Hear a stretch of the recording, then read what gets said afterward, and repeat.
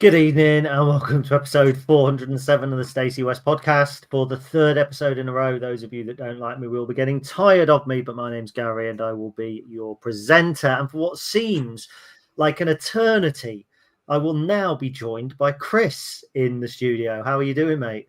Hello. Yeah, really good. It feels like ages since I've been on here. I've missed it, mate. Yeah. I've missed it, but I'm very, very well. How are you? Yeah, a few things to talk about. I was just going to check the rotor because I don't think that we've done anything in about a month, have we? Not you and me together, no. No, it's been ages. Obviously, you were due on Sunday. I think last time we did was the 31st of August. But obviously, you were due on Sunday, but because Emily went to the game, if we're at the game, then it's important to have somebody on. So yeah, I've actually been praising Ben for the last half an hour or so.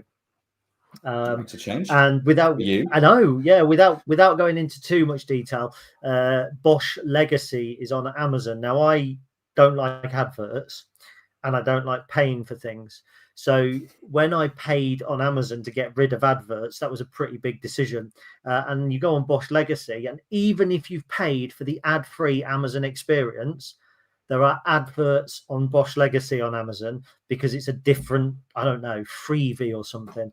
And I had a little spit and a little moan, and it'd be unfair to go into why Ben has sorted that because I'm not sure if we can talk about it or not, but Ben has sorted that for me. So, and bear in mind, he's in Greece at the minute. Yeah, I think he's just got back, hasn't he? But he's been away and he's sorted it even when he was away. He's a good old lad, is Ben. He's our Ben. He's a good lad. He's a good lad. Not as bad as everybody says. Mainly you. Yeah, mainly me. Yeah, mainly me. And obviously, I am training for Equinox 24 this weekend. Of course. So, 24-hour relay. I've trained for it by not running since Friday because my knee swelled up when I did 5K on Friday. So, I'm thinking it could be a recipe for disaster, but I'm getting my stomach used to porridge because it's going to be something that I'm going to have between my runs. So yeah, weather looks crap, so it's going to be outstanding. I've literally tonight just laid out 6 pairs of shorts, 6 running tops, 6 of those lycra pant things that I wear that come halfway down my leg, a couple of rain tops, a couple of long sleeve tops, 4 pairs of running trainers going with me in case I get too wet so I can try and dry some out. So I'd say very exciting. I'm going to run more, hopefully, about a marathon and a half in 24 hours. Well, I don't envy you, but of course, good luck. But it seems you've just indulged yourself in your achievements. Seems I haven't seen you for such a long time. We can't talk about anything that happened more than a week ago. That's the we can. I think we probably can because we maybe want to just discuss as to why I've not been around for a little while. If that's all right with you. You've just been lax, isn't it? You've just been slack. Not at all. Not at all. No, I've go on then. Have your moment. Thank you. When Dustin, I thought you might even try and introduce this for me, but no, you weren't going to give me the moment, were you? Forgotten, mate, to be honest. The reason I've not been around for a couple of weeks is I've been playing again myself. So just to help out aside, I thought I'd accidentally retired from playing football at a reasonable level. Turns out, thankfully, I haven't. So I'm playing for Market Raise in town. It's not going to be an every week thing, but I did play the first couple of competitive fixtures of the season, the first of which was last Wednesday, a cup game away at a team a league above us. So it'd be a good test. Started the game pretty well, playing against a good side, and then it was away at Louth Town, yeah. And 20 minutes in, disaster strikes. We go down to 10 men with a very Rob Street-esque high boot, but a straight red was shown. So that made things quite difficult for us. And we battled through till half time. Really, really well disciplined, actually. Good work rate, good discipline, good togetherness, and saw it through till half time at 0-0. About 10 minutes or so into the second half, heartbreak, penalty to Louth. And it was a penalty. It was the right decision by the ref. They score 1-0 down. Damn. A few minutes later, Louth come through on one-on-one. I make a half-decent save, and I see our striker is making a run in behind 1v1. And I just think, oh, I'll try and release him in behind. We're a goal down. It's a good opportunity. And I just catch it really well. And it goes miles. And it takes one bounce, goes over the goalkeeper, and it goes in the goal. So I scored my first ever goal whilst playing in goal. Incredible. Never happened before. Scored a goal from my own area. And then we go on and win the game 3-1 with 2 more fantastic goals. So 10 men for 70 plus minutes, 3-1 win against a team a league above. What a way to get back into proper football again. I kind of forgot how much I loved that feeling. And then we had a comfortable win on Saturday in the first league game as well. So all is well. But if I can't shout about that, I don't think I'm allowed to shout about anything. So there we go. That's my self-indulgence gone. But thanks for that. At the danger of accusing you of repetition, me and Emily did cover that on Sunday. Did you not listen to the podcast? No, I didn't. Yeah, we actually spoke about your goal on Sunday. So, oh well, I am. But I also didn't want to take your moment away. Yeah, well, thank you. It's not every day you score a goal when you're a goalkeeper, is it? So no, it's happened once ever, and almost certainly will not happen ever again. Now, normally it's a good place to try and segue into something that's happened on a Saturday, but it's Wednesday. There was no game yesterday. So instead, we're going to smoothly slide into some news. And then with you being back, of course, into some stats as well. But the first big bit of news this week, of course, is Tom Shaw has penned a new Lincoln City deal. So he signed an extension to his current deal, securing his future at the club until the summer of 2029. So that's just under a 4-year deal. Tom said, "I'm delighted to have been rewarded with a new contract by the club, and I'm really appreciative of that. I've been here a long time in a number of different roles, and to get to this point for me and my family to sign for the foreseeable future, I'm really pleased. I love the football club. It's been a big part of my coaching life and journey, so I'm happy to be extending my stay. I thoroughly enjoy coming to work here. It's a great set of players that I get to coach every day, and all the staff are like-minded and ambitious. I'm very proud to work here in the role that I do." To add, as George said, it isn't just players that we try to develop, but staff as well. And Tom is one of many talented practitioners at the Elite Performance Centre. That's such good wording, who we rate highly. Tom is a great example of the pathways, ding, ding, ding, we provide, progressing from his role as youth team coach to working within the first team coaching staff to his current role. Tom has grown as a coach over the past 7 years and undoubtedly has a bright future. So we're delighted that he has signed a new contract. Now, there's a couple of things to talk about, I think, but first of all, what were your initial thoughts? It's just more good news, isn't it? More good news. It's interesting that Tom's contract will now expire at a very similar time to a lot of players in our squad's contracts that have been extended to that sort of time. So it's just good for continuity, good for progression. I think the word reward that Tom used in his statement was quite an interesting one. I think it is, he's shown his value, and I don't for a second think that Michael Skubala will be leaving the club anytime soon. And if ever he does, it will almost certainly be because he's moving upwards. But I think we've got someone in the building now who would be a ready and made replacement. I don't think next time that we do need to go for a managerial search, I don't think we'll have to look very far for a permanent first team manager. Yeah, it's interesting. I've seen that mentioned a few times. Obviously, he was linked with the Notts County job last season, or was it the tail end of last season or over the summer? I think that was a link that was widely dispelled in the end by the club. He may have been on a shortlist, but certainly we were never approached. He did have a spell managing, of course, as well, whilst he was at Gainsborough Trinity, which obviously didn't quite work out particularly well for him. I think there was a feeling there that we were perhaps looking to almost turn Gainsborough into a bit of a feeder club with young players. But there's no doubt whatsoever he's a key figure. He had a good spell as the interim manager before Michael Skubala came in. Obviously, that was quite a tough time post Mark Kennedy, and I think that there was probably a little bit more to deal with behind the scenes than caught the eye there as well. So I think that he did a very good job. And I must admit, every time I've met Tom, it's easy to say this, but quite liked him as well. He's quite an amiable, approachable guy. He seems like a nice fella. Yeah, absolutely. There's probably not a lot to say because he's, other than Michael Skubala, who we hear from most regularly out of the first team coaching staff. Michael does pre-match and post-match presses, doesn't he? Whereas we don't get to hear too much from Tom. We know he's been around for a while. We kind of know him a little bit, but we don't really know the exact role that he performs on and off, or not on the pitch, obviously, but for the on-pitch performance and all the extra bits he does away from the actual 11. But it can't be bad, can it? Because he's part of a very highly regarded managerial team at the moment who's performing pretty well. So it can only be good news. Now, when you talk about stepping up, there have been some interesting situations in history where somebody has stepped up to be manager and it hasn't particularly worked out from the like underling, so to speak. So George Kerr stepped up. He was the assistant to Graham Taylor, a highly rated coach. He only lasted 18 matches in 1977 before he was dismissed. Interestingly enough, he obviously went on to have a really good managerial career with Rotherham, but came back to take us down in 85. Just off the top of my head, I think John Pickering stepped up after Colin Murphy. So again, looking for that kind of succession plan. And I think Pickering also only lasted until December. That would have been around 1985. Keith Alexander was a coach or was assistant manager under Alan Buckley. That went very, very well. Phil Stant was assistant manager under John Reams. He lasted 38 games. Shane Westley was assistant to John Beck. He lasted 30 games. So it's quite interesting, going back over history and looking at those kind of warnings in a way.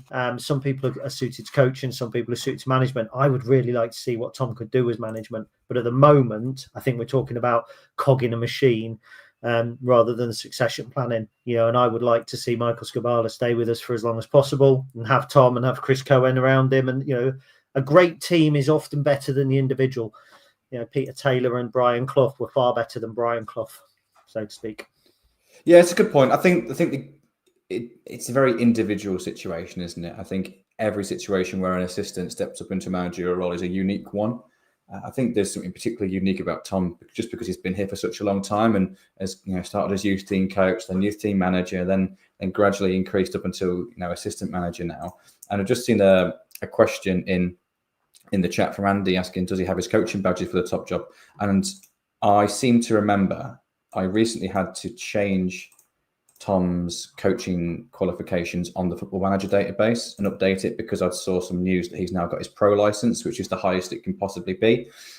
So the short answer to that is yes, which is a good sign. It's pretty difficult to get onto a pro license, so to complete it is a huge achievement in that field. So yeah, again, we're preempting the future here. We've still got an incredibly good first team manager, and like you said, they're very much cogged in a wheel at the moment. But it's just great to have that cog tied down until for the foreseeable future. There's something I could have used as a segue, but I won't because we're not going to talk about Luton just yet, is that one of our most successful ever assistant managers in terms of their managerial career never managed here, but it was Lenny Lawrence, who was an assistant, I want to say, to Colin Murphy. I think Lenny was assistant to Colin Murphy at one point. Obviously went on to have a huge managerial career and was in charge of Luton the last time that we played against them in the late 90s. Last time we played against them. So I would say interesting, but that really, really does depend on your definition of interesting. And mine is very different to many other people's. Right. Shall we move on from Mr. Shaw to Absolutely. News that in September 26, the international break will stretch to 3 weeks. Bear with us. This is Lincoln City related and will not take place in October. So September's international break, the one that we've just had, will reportedly stretch to 3 weeks, and the October window will disappear completely. That shift in the calendar, approved by FIFA, could of course have significant knock-on effect for Lincoln. And it's something that I think is worth talking about, mainly because League One gets very fractured with the international break. We tend to see some clubs losing games, other clubs don't lose games. All sorts of shenanigans kind of break up the flow of the league so very early on. So I thought it was interesting to talk about. The first thing is, from a purely football point of view, where do you stand, Chris? 8 games into the season for us losing 2 weekends. I've got mixed feelings on this, guys, ever since you mentioned this this afternoon, because I've kind of got my head versus my heart here, in that my fans' perspective and my the club-centric perspective, because as you say, League One gets fractured. We probably benefited at the start of this season from having a relatively stable squad initially. Of course, we've had a few transfers since then, and we've had a bit of squad churn since then, but we had a pretty stable squad to start with. And there's a lot of clubs that were still finding their feet, and that helped us. So to lose one of the weekends where we maybe have that perceived advantage maybe would be negative, but that's very much a this season thing. I just think if it just means that if League One continues, great, we still get football, even though international weekend is on, because there's nothing worse than the international weekend, I imagine, as a Premier League or Championship fan, where your team just stops. It's not the most engaging, it's not the most exciting. It's great for smaller nations, but it's not brilliant for the bigger ones. And I just miss football. And it's great when League One and League Two get a little bit of a... Oh, Gary's gone. I think it's great when League One and League Two get a bit of a focus in the international break. But as Gaz mentioned earlier, there are a few League One teams that do have call-ups. We've recruited players in the transfer window now where it's likely we could call the game off if we wanted to, because we've got 3 internationals now. And that would then just mean, two blank weekends without football at all for us to enjoy. And I don't know if I'd like that at all. On the other hand, I think it's good for a coach if you have had just the transfer window has just ended and you've kind of got 2 weeks with the majority of your squad, particularly at our level. We're only going to have 2 or 3 or 4 players that are going away on international duty. So the majority of the squad's going to stay. So yeah, from a management perspective, it's probably brilliant because it's almost like a mini pre-season after the transfer window is shut to be able to train everybody and get everyone back in kind of singing off the same hymn sheet with a new signing. So pros and cons. And I appreciate everyone that's watching on YouTube, by the way. I am just sat here monologuing right now, and Gary isn't here. I have just received a WhatsApp messages from him saying, lost everything. So I'm assuming he will be joining as soon as he possibly can. Be honest with you, well, this has never happened before, where I've just been sat here all by myself. So what I'll do, let's use the wonders of technology and have a look at some of the comments in YouTube. I imagine for anyone that this goes out to listen, hopefully we can edit this bit out. But for YouTube viewers, thank you all for logging in, by the way. Let's just say hello to some people in here. So we've got a hello from Gerard, Ollie. I can't bring the things up on the screen, by the way. I'm not that important. I don't have that amount of power, sadly. But evening to Andy, evening to Gerard, Ollie, Flossy Tops again, of course. Steve Barton, as he always is here. Welcome, Neil, Jonathan. We've got Leslie. Hello. I think that's Emily's parent, isn't it? So hello. We have got Steve, Adam. We've got David. Welcome all. Sam's in. Jacob's in. And we've got David. I don't know if I mentioned you, David. We've got Carl. Oh, we've got loads of people here. Thank you all. And Malcolm as well, and Steve. Thank you all for saying hello. Gary's just an update from Gaz. He's just said his laptop has just died. So yeah, let's have a look at and any questions from anybody.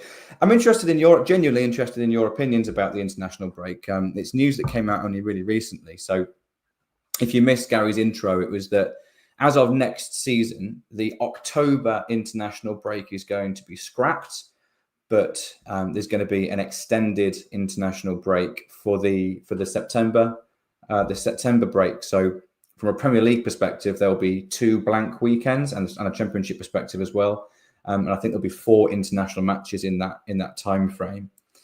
So from a Lincoln City perspective, is that a good thing? That maybe we're going to have a couple of weeks without a game, particularly if we do have internationals in the building? Or is that rubbish because it means we're just not going to have as much football and League One and League Two isn't going to get the focus that it does at the moment? So, yeah, please do pop in the comments, guys, what your opinion is, and are we looking at this from an angle that we haven't thought of, or I haven't thought of just yet? What we got? Anyone in here got any opinions?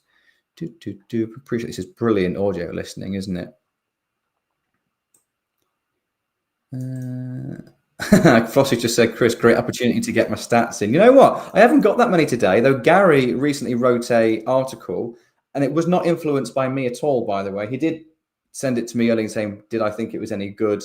And of course I did, because it's Gary's writing and it's always good. But it's interesting that he's done some statty things recently. So I can't take any credit or blame, depending on how you stand on stats, for his recent articles. But we are going to touch on a couple of them in a moment when he gets back in, or when he hopefully gets back in. Though he has just sent me a message saying it might be the end. ... So I'm just going to leave him to try and sort that out. I know in terms of our list. Oh, hello. We've got a loading page here from Mr. Hutchinson. He's shaking his head though. I mean, I'm on my phone. I'm not going to be able to record on my phone, but I've just got this kind of everything paused on my screen. No worries. We padded a little bit. I've just to touch on what Adam's just popped in the chat. I did ask for some comments, so I've just got one. Adam said, "Do we think with more international players in League One, the league will decide to just go along with the break anyway?" What do you think on that, Gas? Do you think that it makes sense for League One to just join the Championship, really, to align with that, so that you have the same amount of teams on the same number of games played as often as you can? Or is it nice that even if it's only part of a fixture list, some of that fixture list still happens? Yeah, I think it should. Personally, I think it should go to a full international weekend and a complete blank for League One. I don't think it's particularly fair for the integrity of the competition when some teams are getting breaks in the middle of the season and others aren't, and stuff like that. I think it just undermines things, especially if you are a team with a lot of international players. But you get fixture congestion later on. If you're a team like, let's say, Exeter, that have just got the 3, so you've got a smaller squad. So when it comes around to March, you Saturday, Tuesday. I mean, it's all. I think it's all quite unfair at the end of the day, especially if it's going to be 2 weeks. I think that's too long to not have a full break. You know, for one team to miss 2 weeks and another team not to. You know, we could be technically going into the game this weekend with the team, with Luton having played 5. I think Burton have still only played 6, haven't they? Well, if there was a double international break, they might only have played 4 when we played them last weekend, and we would have been playing our 7th game. So I do think that that's something that needs consideration. I don't know if you've mentioned this in the time that I've been out, and I am trying to get back in, by the way, on the laptop. But also, I think it'd be a good opportunity to play the EFL Trophy games, personally. Have you mentioned that already? You're nodding. No, I was just agreeing with you. Because let's face it, let's say next season we've got Hackett and Bartholomew and one other on international duty. They're players that are not likely to play in the EFL Trophy anyway. So rather than having free Saturdays, it would make more sense to play league games midweek, and whatever games they choose, whatever games they are, you have to be sensible about those as well. But I'll come on to that in a minute. So you play your EFL Trophy games at least on a Saturday afternoon. You still get that kind of match day. You still get a little bit of revenue. To be fair, some of the younger players that play in those games might actually prefer to play 3 p.m. on a Saturday in the woods, 7 o'clock on a Tuesday night. You'd then get the away games, or you'd get some games on a Tuesday night. Not ideal for supporters, but it depends which ones you plan. There might be an argument for, we'll have local ones so that it's not so far to travel. Actually, I'm not sure about that. I think that you'd be better having the ones that traditionally you take fewer people to anyway. And I know that's tough on a handful of supporters, but like Crawley last year, I think nearly every game we played against Crawley was on a Tuesday night last year, bar the FA Cup one. Certainly the 2 in the league were. So, yeah, my personal opinion is take the break, play the EFL trophies so that you're still getting minutes into some players, because there's the other consideration. Is if we take the 2-week break and you've got 3 players off on international duty, that might be 20 players kicking the heels for 2 weeks. And you talk about that match sharpness and match intensity. Missing 1 week, you can just about manage. But 2 weeks, I think, is a big, big ask. Yeah, I think it's interesting, isn't it? Because you can, depending on your team, and obviously from our perspective, Lincoln City's current situation where that season is kicking off, it depends on whether you think it's a good idea or not. Because if we've started the season well like we have now, a little bit of an advantage probably is that we're a little bit more settled in terms of at least our 11 compared to our competitors, and you want to capitalize on that. And a big break might lose a bit of momentum, but it gives our opposition 2 weeks on the training pitch to get all their new signings and the new squad singing off the same hymn sheet. However, this time next season, we might have had a tough start to the season. This time next season, we might have had a tough start to the season. We might be trying out for a couple of weeks break after a really busy transfer window, so we can have 2 weeks on the training ground. So I think it depends on your own individual situation, and that will change season on season. I'm not against it personally, as long as there is still some football on that day. It just means that non-league football probably gets an even bigger focus, which is never a bad thing. But from a Lincoln City perspective, I think your idea of sticking the EFL Trophy games on that makes sense, really, because you lose a Saturday kickoff for a league game, but it means that you're probably going to get a bigger attendance for the EFL Trophy games. There's probably more development to be had on those players there, and you're probably not going to get many League One managers moaning about international players being called up and not being able to be part of an EFL Trophy squad than you are if they're not going to be able to be part of a League One. A more competitive fixture. So, I think, to be honest, we've padded that little section as long as we possibly can. Anything else to add? No, what I will add is, in terms of editing, there's probably going to be people listening at home who've just had a little bit of the padding, so my apologies for that. Not sure what happened. Laptop completely froze. I could still hear and see Chris, so I thought, I know what, I'll try to do something, and lost everything. So my apologies. What I've also lost, unfortunately, is all of our planning in the private chat. But I believe that we were also going to talk about the points per game. Now I can't even. I'm gonna bring that up on my phone rather than on the laptop, because I'm a little bit loath to open up screens now on my laptop because I fear for what might actually happen. So there was an article that went out this morning, seems a long while ago now, looking at the number of articles that I've done with about who's had the easiest start. Now I've done this a few times before in the past where it works out on points per game. So you work out who you've played, how many points per game they average at home, how many away, and you can work out who's had the toughest start. And there are some quite remarkable outliers, which I really wanted to pick up on. First of all, Peterborough might be bottom, but they have had an horrendous start with their opponents having an average of 1.94 points, which is 0.6 more than the next side, Blackpool. So for everybody reveling in Peterborough being bottom of the league, and I would imagine on the red and white side of Lincoln, of course, there are plenty, don't expect it to remain the case. Blackpool might be worrying, actually, having only played teams with a 1.39 points per game. They should technically be around 14th in the table. They're actually 23rd. I think Steve Bruce could well be one of the first managers to go. Another team, Exeter, have had 1.20, the easiest start on paper of all teams. They're 16th. But they should be much higher. I say the easiest start. I think actually they're fourth easiest, but there's another metric by which they've had the easiest.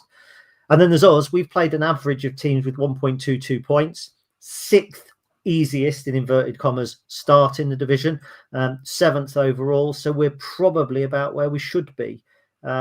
We'll talk about the other metric in a minute that Pete worked out, but find that particularly interesting. You're a numbers guy. You must have loved that. I am a numbers guy. Yeah, we briefly spoke about this when you were away, and it's interesting. And early in the season, I think it's less interesting than it is later in the season because everything's a bit more volatile, isn't it? And of course, we've played Plymouth, for example, who many expected to have had a stronger start than they did have. So their points per game at the point that we played them was very different to what it's likely to be by the end of the season. But it's all relative, isn't it, in terms of how good the team is when you play them, or at least how you'd expect it to be. I really like this. And yeah, it's a bit annoying to see Peterborough have actually had the hardest, like statistically the hardest start to the season, because I am one that has been reveling in their struggles. It's been quite fun to watch. I think it's also worth touching on that Cardiff, who are top of the league, have had the easiest start on paper. Now, I do still expect Cardiff to have a very successful season, but they have had the easiest start. And Barnsley, who have been really fun to watch under Conor Hourihane so far this season, have had a positive start, but again have had the second easiest start according to their fixtures. You know, when it gets to Christmas time, everyone's played everyone once, so everyone's kind of fixture list up until that point is therefore even. But I think it'd be interesting as the season progresses when you can look at this in like little runs in the last 5 or 6 games. How does that compare to form? And then you can kind of really plot how well actually are we doing compared to everybody else? But it's just interesting. It's just nice to kind of look at these things, because the league table is it's kind of pointless at this part of the season when there's so few games played. However, it's much nicer to be at the right end of it, of course. But when you look at these things under a little bit more depth to try and give you just a slightly clearer picture, I think it shows the teams that are doing particularly well, the teams that maybe aren't doing. So like AFC Wimbledon, for example, have massively overachieved from where we'd expect them to be. Had a really tough start, massively overachieved. So them being in 11th on the table doesn't look that impressive. It's fine. But actually, in terms of compared to what you'd expect them to get against their opposition, well, they're doing brilliantly. So I would say they're probably the best performing team so far this season, despite some other metrics maybe saying otherwise. Doncaster, Stevenage, Bradford obviously up there as well, doing really, really well. But yeah, interesting. Well, the interesting thing is Wimbledon, because we were talking last season on the podcast about how much we'd outperformed the budget table, and that kind of +7 or whatever was really good.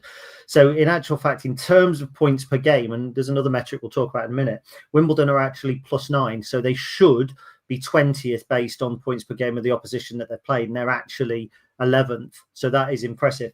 What's interesting is of the top 7, 5 of the teams that have had the so-called easiest starts are in the top 7, and that's Cardiff, Barnsley, Stevenage, Doncaster, and us, which kind of says we're the teams that are doing what we should be doing in brackets at the moment. Bradford massively overachieving as well. They're second from 12th, so they're actually slightly better than Wimbledon. And Huddersfield, same, 17th hardest start, 6th in the division, but you would expect that from the money that they've spent. And again, it's all relative, isn't it? Because it's all you've only had an easy start because you might have played a team that are out of form. For instance, at Plymouth, and as you said, points per game for Plymouth at the moment, 9 points from however many games. They're at 1.13. Actually, they would be considered one of the easier teams to play, whereas that's not the case.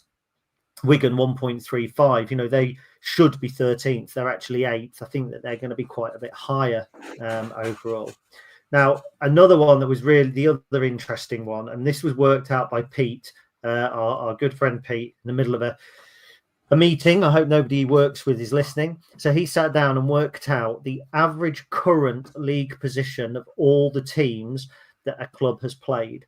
So let's say he took us, he worked out, they looked at the 7 teams we've played, looked at their current league position, added them all up, divided it by 7, and that tells you the average position of teams we've played. And on average, currently, we've played teams 14.9th in the table, which is the 5th easiest start, I think. And that pretty much does align with points per game. But what's interesting at the other end of the table is that as well as Peterborough and Wimbledon, Rotherham and Plymouth have had really hard starts, all of them playing teams on average at 10th. Now, the difference here would usually only be 1 or 2, because if you think about it, by the end of the season, everybody's average will be 12, because you would take you will have played everybody. So if you added all of your games up and divided it by total number of games, and I know that'll give people a headache, your average would be 12. So you're only ever going to be one side of the other of 12. Exeter 17.1. So I think he's gone out. I think he actually put money on Stevenage to be relegated because their average is 16.3.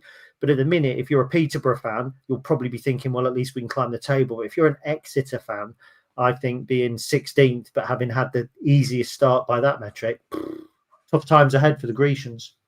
Yeah, I think this is a sort of metric that if you're a fan of a club down the bottom end of the table, you can take some solace out of this. But if you're towards the top, you're kind of happy to ignore it, aren't you? Like, no, we've had a good start. You can only beat what's in front of you. We've started well, and I'd probably put myself in that camp for Lincoln City at the moment. But it is interesting, certainly. I do feel it becomes more interesting when the season progresses, though, when you take form into account, when everyone's kind of got their feet under the table a little bit and are kind of the best version of themselves that they're going to be at this point of the season after everyone's gelled together. That's when you start to see a little bit more. But something in the chat here, which is really a really interesting and useful point, is that winning creates momentum and confidence. These are not robots. This is not just data for the sake of numbers. It is human beings running around a football pitch, kicking a bag of air around. And we all have emotions and feelings, and momentum absolutely exists in football, doesn't it? Fan bases exist in football, and they impact the players. We know that's why we love it so much. So as much as Peterborough probably can take some solace out of the fact they've played some tough games, obviously got their first win last weekend. If they're not very, very confident, like Wickham, for example, you imagine that their confidence is absolutely shot at the moment. Like that can start to take its toll. And I know Port Vale, for example, on the Not the Top 20 podcast, everyone on the Not the two guys on TT20 were saying they've been fine. They'll be absolutely fine because like, their underlying numbers are good, the performance are good. They've been getting on the wrong side of tight games. They'll be fine. And luckily they have been. They've got a result, but it doesn't take that to happen for much longer for confidence to start to drop. Then performance start to drop, and then results obviously therefore don't turn around as you hope them to. So yeah, it's interesting to them to compare how this compares to the reality. Let's not forget as well, whilst we're saying that Peterborough fans can breathe easy, one of the games that they lost was 3-0 to Exeter, who had apparently had one of the easiest starts. The thing is, it's a discussion point, but at the end of the season, things tend to average out. And I think it was Mark Kennedy's first full season where I used this first of all, said we'd had a much tougher start than we thought we were going to have. We'd done well, and then we went from November the 19th to something like February the 5th without winning a single game of football in the league. So, like you say, it's momentum, and a lot can change. There's so many variables.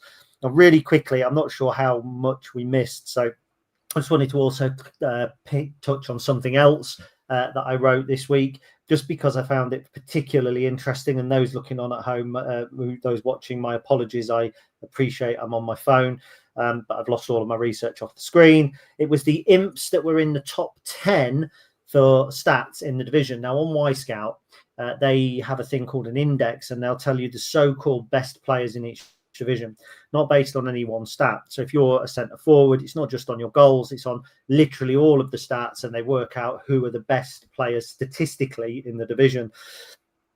And I wondered if there were any Lincoln City players in the top 10 for their position. Now, without going too deeply, I'll run through each one and then give Chris a chance to comment at the end, whereas inevitably he will start with George Wickens, who, according to the numbers, so George Wickens is apparently the 5th best keeper in the division at the moment.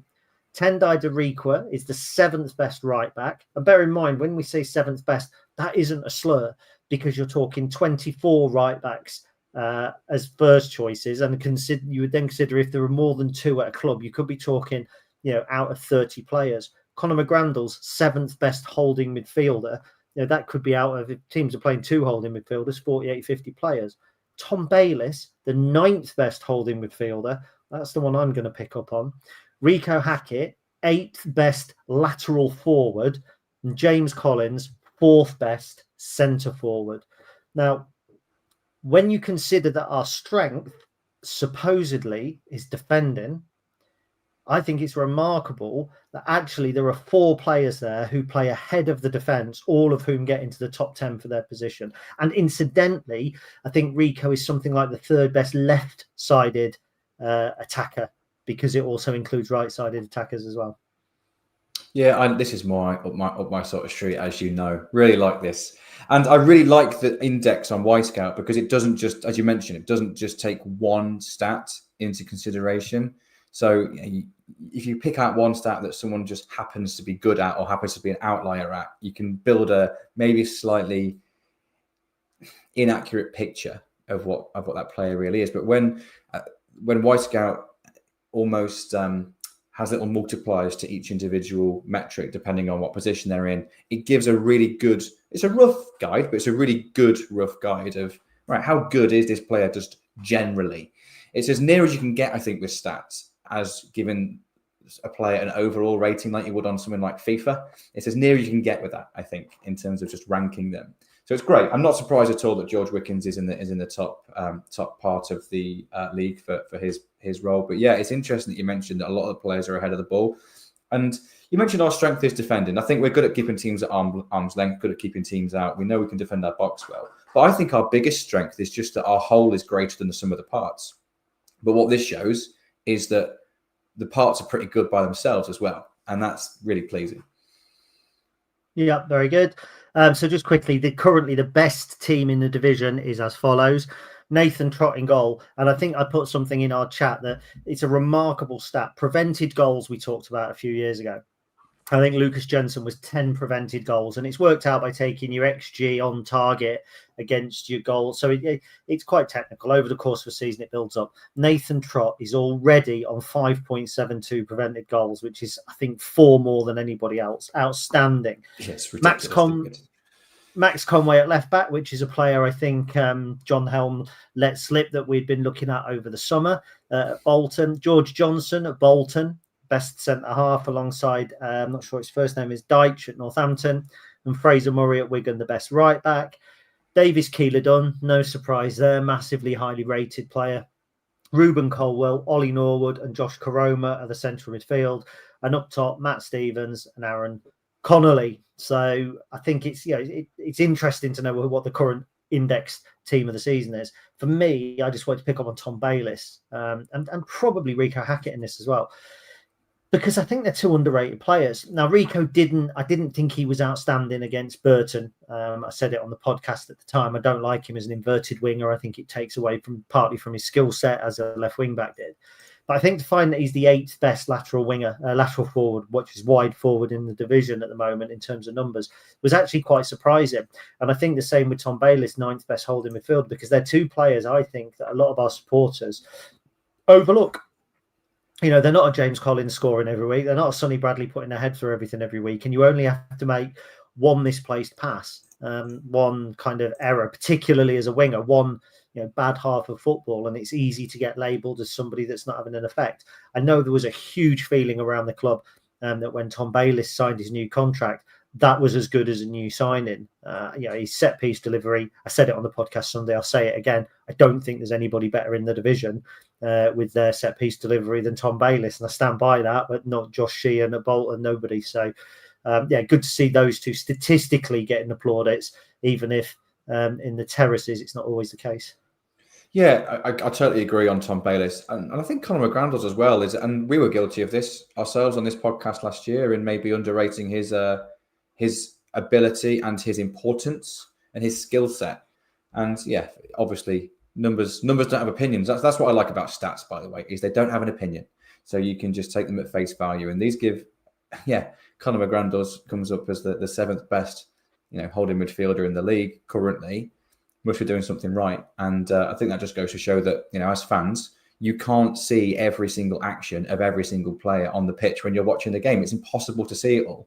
And that means it's just so much that we miss. And I like this for the statistics and this particular mold for that reason, because it helps you see a clearer picture and it helps you appreciate players who maybe aren't always appreciated. So Conor McGrandles, I think, is the epitome of that, really. Yeah, and just to finish this little section, I think it's always rosier from the outside looking in than it is from the inside looking out. When we were top of the National League, everybody was telling me we were a shoo-in to win it. But when you're sat in the terraces, you think not the case. Really easy to look at some centre forwards and go, he's a right handful. I'd really like him. For instance, the boy at Plymouth, whose name escapes me, Amici. Is that his name, Amici? Oh, the winger. Yeah, Xavier Machi.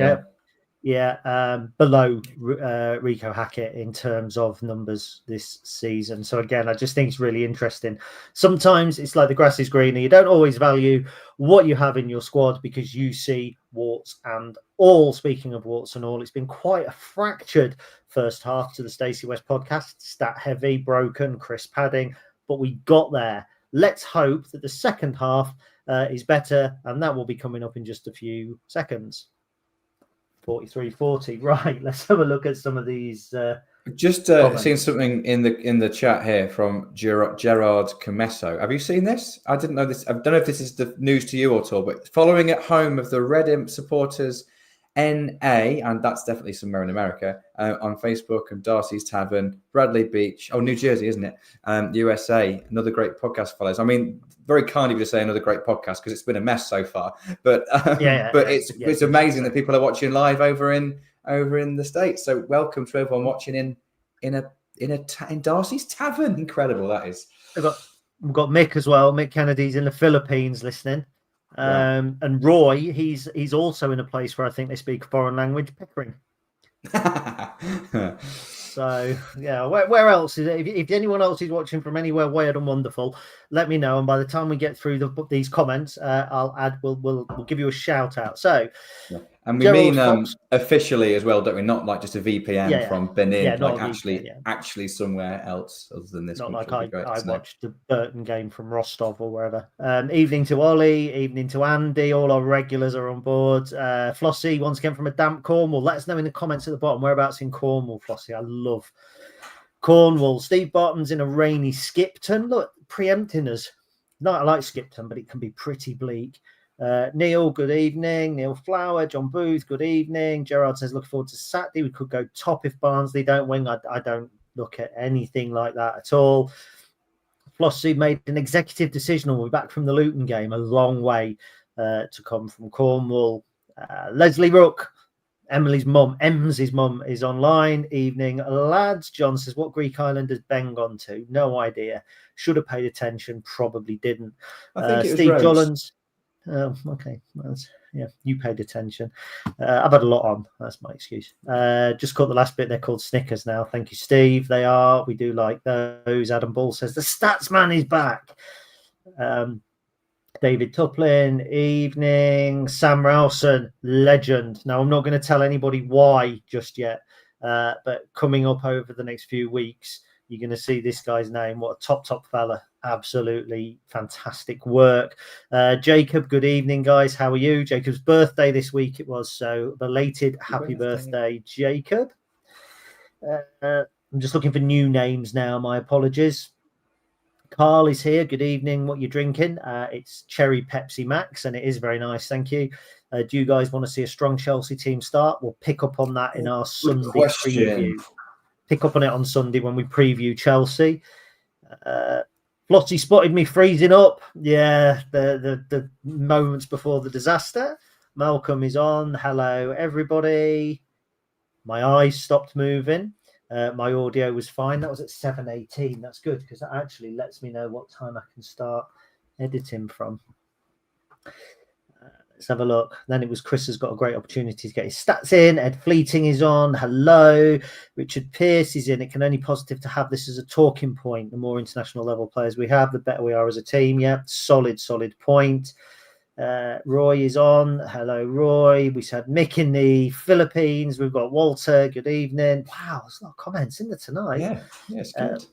We definitely spoke. I will put that one up from Nath about Baylis McCarmer-esque, and he plays his best football in the position we didn't imagine. We probably didn't, but I would say that the coaching team almost certainly did. David Ward just finished work. Flossie's just outside Launceston. Dame Bude tomorrow. We stayed in is it Widemouth Bay, just outside Bude. Love Widemouth Bay. Right. Should we think about coming back in? Let's do it. If Hello, you wanted to... Oh, sorry. I literally said yes, then interrupted you, didn't I? I'm so sorry. Edit that out. I was just because I really just remembered you can't see the private chat of our little running order, can you? And one thing we wanted to mention, and I'll let you introduce this properly for the recorded pod, is just a mention of the fan engagement, and that'll be a link into the fans forum before we do Luton. Sorry. Am I right now to go? Sure. Hello, and welcome back to the Stacey West podcast. It has been a mess from start to finish, and even the break was a little bit of a mess as well. Chris, do you want to pick up on what you've just mentioned off air to people listening at home? Yes, indeed. So some news came out earlier today from the club.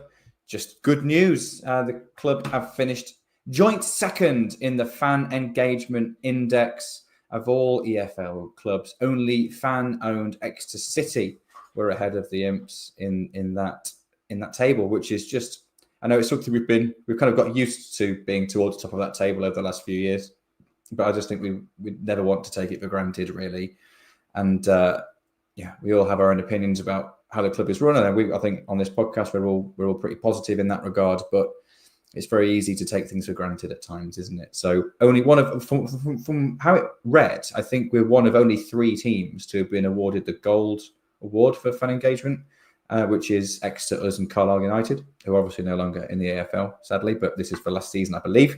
So it's good, basically. It's just really good news. Yeah, I like how that. Yeah, brilliant. I got confused because we'd already been given a gold standard for something else, family excellence now. And isn't it nice to get to a point where you get awards and gold awards, and people we're just kind of going, well, I thought we already had a gold award once. Oh no, we've got a gold award for something else this time around.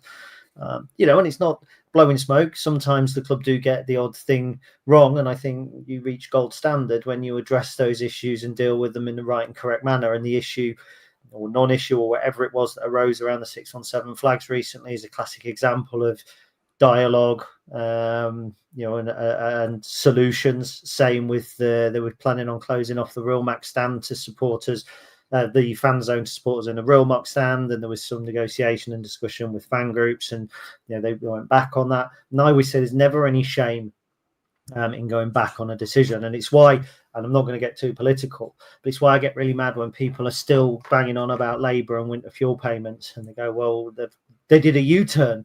So you would have been mad if they hadn't done the U-turn, but you're mad that they then have done a U-turn. If you've made a decision and it's not the right decision, and you go back on it and find a solution, or you make a decision that people discuss and there's a different way, there's no shame in that. There's no shame in changing an opinion or a stance, and it's what I've always said.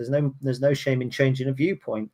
And I've had it with managers, I've had it with players all over the years. There's an article coming out in the next couple of days about a loan player who, when he left the club, I wasn't sorry to see him go. I would have sent him in a taxi, and now I'm kind of waxing lyrical about him and giving him loads of praise. There's no shame in changing your opinion when So, and I just think that's one thing to think about when the club do make a misstep. I think it's one thing to make a misstep, and they don't do it very often. I'm not saying that, but it's another thing to have the clarity and the dialogue to actually work out how to correct that, shall we say. Yeah, I think there's always something to be said about being able to change your mind in the light of new information. I think that's a sign of just an intelligent person and an organisation. But it's well run, it's sensible, and like in football terms, like you can see it with Sheffield United. New ownership came in, wanted to take a new direction, decided not to continue with Chris Wilder. It's gone terribly, terribly wrong with Ruben Sayers, and I think it takes quite a big. We'll see if it goes well or not, but I think it takes quite a big decision to go, actually, hands up, we've completely got it wrong. Because it's one thing removing Ruben Sayers from his job at this part of the season. It's another thing crawling back to the chap who's got a very strong negotiating position now to say, hey, sorry, we got this so wrong. Do you want to come back and let's start as we should have done? And I just think you've got to credit that. Whether it works out or not is a different thing, but I kind of respected that more than them going and get another manager from elsewhere. I think the fact they've gone back to Chris Wilder is kind of an example of what you were saying, and saying, hands up, we've got this wrong. Let's correct it as soon as we can. So yeah, good news. And just in regard to fan engagement, I'm sure most people watching will already know, is there is the fans forum tomorrow night, which you need to get a ticket for. It's free, but you need to do it online if you want to go. So you set me up for a great segue, and then you delivered the thing we were going to talk about last before we've talked about Luton.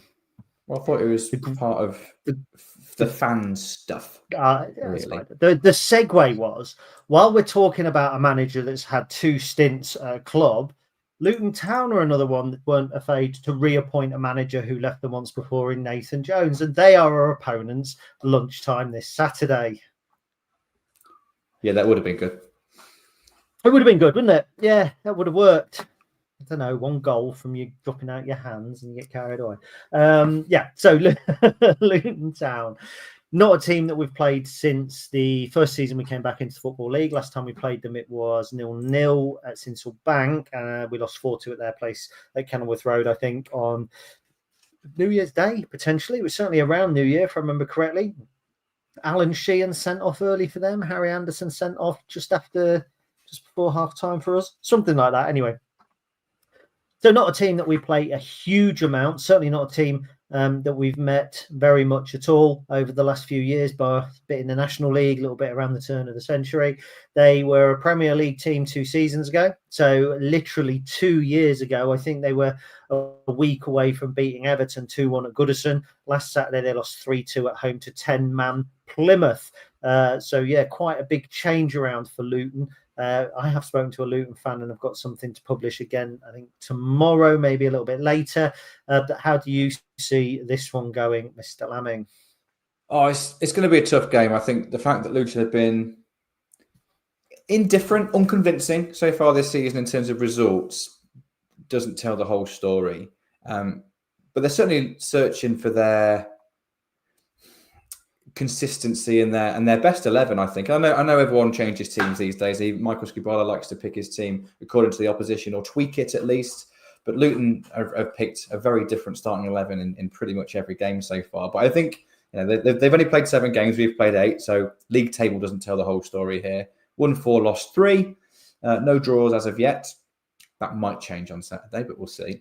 I think it's interesting that their first 2 games were the opening game of the whole football season at home to Wimbledon, which they won 1-0 in a game that definitely should have been 0-0. And then they beat Peterborough away 2-0. And the second game of the season in a game they completely deserved to win. Since then, loss, win, loss, win, loss. So not a lot of consistency there in regards to results.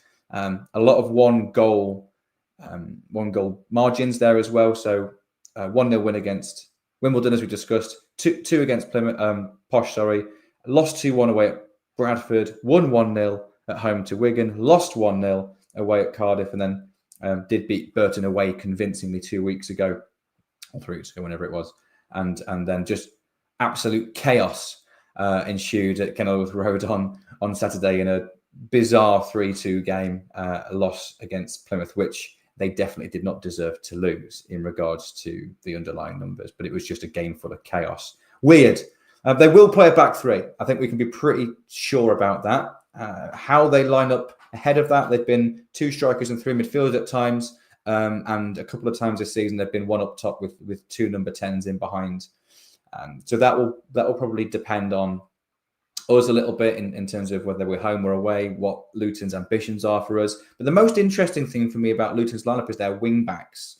So Milenik Ali is a really, really good player at this level. Now plays for Luton, has played a lot of football in his career as a winger, as a forward, but has been playing at wing back at times with Luton.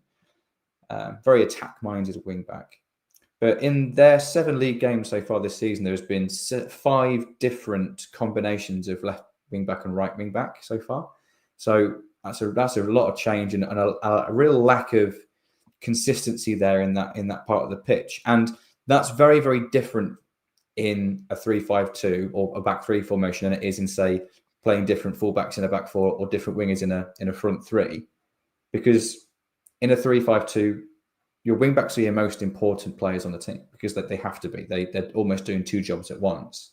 So the fact that there's been some real inconsistency in that part of the pitch, I think is interesting. And then looking at some data earlier in regard to what part of the pitch do Luton dominate, so where do they have more of the ball than their opposition, it's actually the majority of the pitch. But very interestingly, on the outside of their centre-backs, behind their wing-backs, bearing in mind that's in their third of the pitch, opposition teams have more of the ball in that part of the pitch than Luton Town do.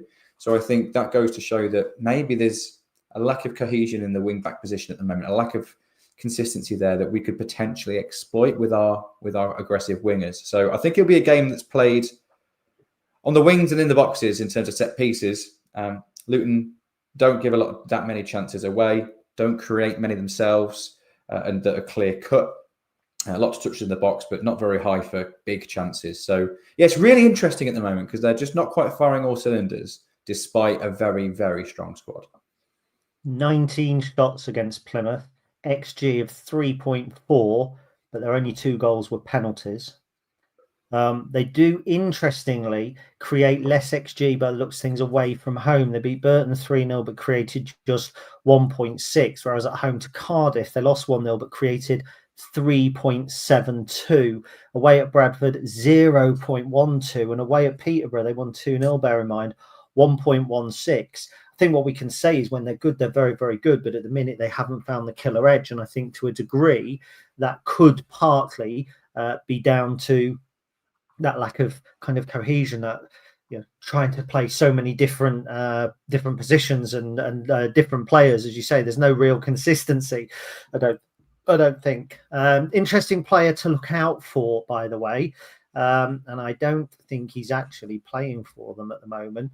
But he was a teammate of Eric Rings at AIK. Lamine Fane. was a teammate of his at AIK. He played against Barnet, but hasn't played since the 2-1 defeat away at Bradford. So that was something to look out for. It's going to be a difficult one. I won't be there. I'll be potentially either listening if I do the first, because we're planning on doing 20k a piece to get kicked off. So if I do the first 20k, I'll be listening. If I do the second 20k, I will be watching. But yeah, interesting as well, the different times we've met Luton. So the last two times, the last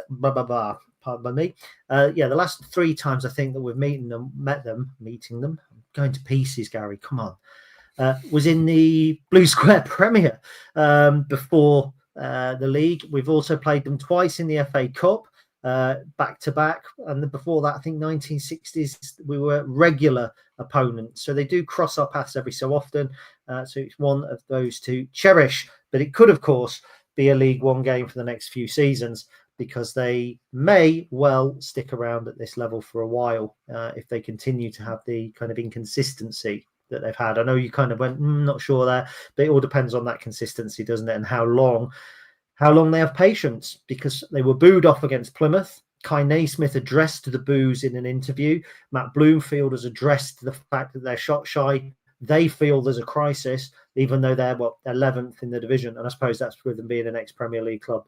So it will be interesting, won't it? It will be interesting, yeah. And I think we mentioned this earlier when we were discussing the whole points per game thing, is that confidence is a huge factor. We're strong at home. We're unbeaten at home so far this season. And I think we fancy ourselves to play anyone, be competitive against anyone in the league at home. And Luton aren't particularly confident at the moment, despite their undoubted quality on the pitch. A couple of things that stood out to me, albeit early in the season.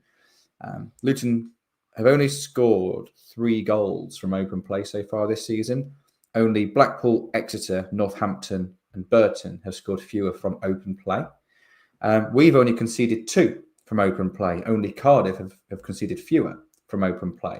So I think, Luton so far this season haven't been creating many clear-cut opportunities from open play. Have scored a few set pieces, had a couple of penalties, have had an own goal as well. We're good at defending set pieces. We know that. So I don't know. I've got a bit of confidence that we can keep them at arm's length here. And they only need one opportunity, of course, to score a goal, and they've got good individuals, and it will turn at some point. But if I was a neutral looking at this game, I don't think I'd be backing Luton to win. I don't know if I'd be backing us to, but I certainly wouldn't be backing Luton to win because of those, we're good at restricting the opposition from creating clear-cut chances. They're not brilliant at creating them themselves. But there's one thing that goes in their favour that is, it's only fair to be balanced, isn't it? Because in terms of goal times, in 7 of our league games so far this season, we've been ahead at half-time, scored the first goal as well. But in the last 15 minutes of games, I know game state comes into this as well, but in the last 15 minutes of the games so far this season, we haven't scored and we've conceded 5. Luton haven't conceded a goal in the last 15 minutes of any game so far this season, but have scored 3 times. So that's an 8-goal swing in the last 15 minutes. So, yeah, to be honest, if we can nick a goal from a set piece, if we can catch them on the counter attack and go a goal ahead, I expect to see another backs against the wall, hopefully rearguard action, but actually keeping it out. But that's probably how I expect this to be. A little bit attack versus defence, us trying to play on the counter, exploit when they leave spaces in behind. I do expect, this might be surprising, I expect Riley Towler to start at left back. And the reason for this is because we play 4-4-2 out of possession a lot of the time, particularly when Ben House plays in there. Luton have no need to play a box midfield of 4. They don't need 4v2 in there. So I expect them to play 2 up top. If they're playing 2 up top, it'd be particularly against a strong side like Luton and with a very attacking wing backs, I think it'd be a little bit overly risky to start the game expecting our 2 centre backs to deal with their 2 their 2 centre forwards without an extra player in protection. You normally try and keep a +1 somewhere in the defensive line.